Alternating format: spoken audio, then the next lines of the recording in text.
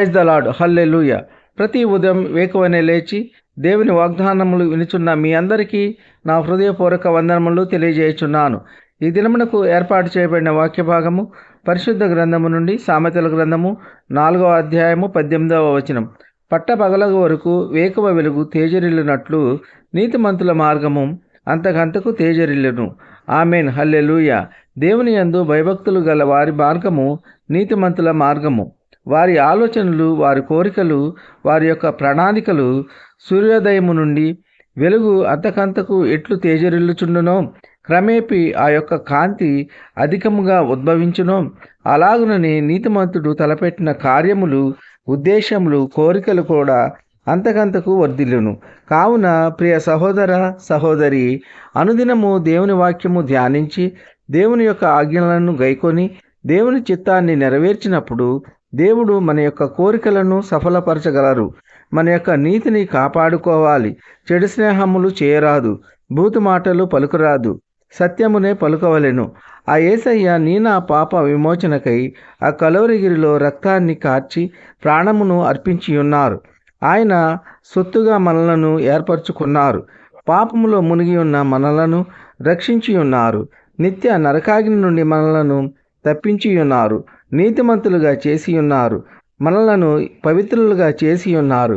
ఆయన చేసిన ఆ గొప్ప త్యాగానికై ఆయనకు ఏమిచ్చి మనము ఆయన రుణము తీర్చగలము?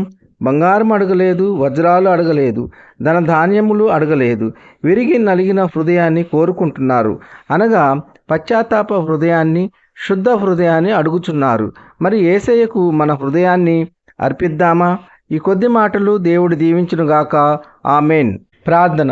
కృపా సత్య సంపూర్ణుడు వగు మా పరలోకపు తండ్రి, మీ ఘనమైన ఉన్నతమైన నామమునకు వేలాది వందనాలు, స్తుతులు చెల్లించున్నాము తండ్రి. మీరు గొప్ప దేవుడవు, శక్తివంతుడవు, సర్వాధికారివి. మీకు స్తోత్రములు. గడిచిన దినమంతా మీ యొక్క కృపతో మమ్మలను కాచి కాపాడినందుకు మీకు స్తోత్రములు. మరి యొక్క నూతన దినమును మాకు అనుగ్రహించినందుకు మీకు స్తోత్రములు. ఈ వేకువని లేచి మీ యొక్క వాక్యము వింటున్న ప్రియ బిడ్డలందరినీ దీవించండి, ఆశీర్వదించండి. మీ ప్రియ బిడ్డల యొక్క అవసరతలు, అక్కరలు, కొరతలు తీర్చండి. ఉద్యోగములు లేని బిడ్డలకు ఉద్యోగములు దయచేయండి. వివాహము కాని బిడ్డలకు వివాహములు జరుగులాగున మీ కృప ఉంచండి. సొంత గృహము లేని బిడ్డలకు సొంత గృహములు దయచేయండి. గర్భఫలము లేని బిడ్డలకు గర్భఫలములు దయచేయండి. వృద్ధులను కాపాడండి. వృద్ధాప్యంలో వారికి సాటి అయిన సహాయకులను దయచేయండి. చంటి బిడ్డలకు వారి శరీరంలో ఎటువంటి బలహీనతలున్న యేసు నామములో ఇప్పుడే విడుదల కలుగునుగాక. మీ ప్రియబిడ్డల యొక్క ఆర్థిక సమస్యలు, అప్పుల బాధల నుండి విడుదల దయచేయండి. ఉద్యోగస్తులను, వ్యాపారస్తులను, కూలి పని వారిని వారు చేయుచున్న పనుల్లో, రాకపోకల్లో కాపాడండి. యవనస్తులను కాపాడండి. యవ్వన కాలంలో ఎటువంటి చెడు వ్యసనాలకు బానిసలు కాకుండా తల్లిదండ్రుల మాట విని మీ యొక్క వాక్యానుసారంగా జీవించే కృప దయచేయండి. వికలాంగులను కాపాడండి. వారికి సాటి అయిన సహకారులను నియమించండి. దిక్కులేని వారిని, దీనులను, అనాథులను కాపాడండి. వారికి కావలసిన ఆర్థిక వనరులు సమకూర్చండి. ప్రతి ఒక్కరూ మారు మనసు పొంది రక్షింపబడే కృప దయచేయమని ప్రభువైన యేసుక్రీస్తు పేరు వేడుకుంటున్నాము తండ్రి. ఆమెన్.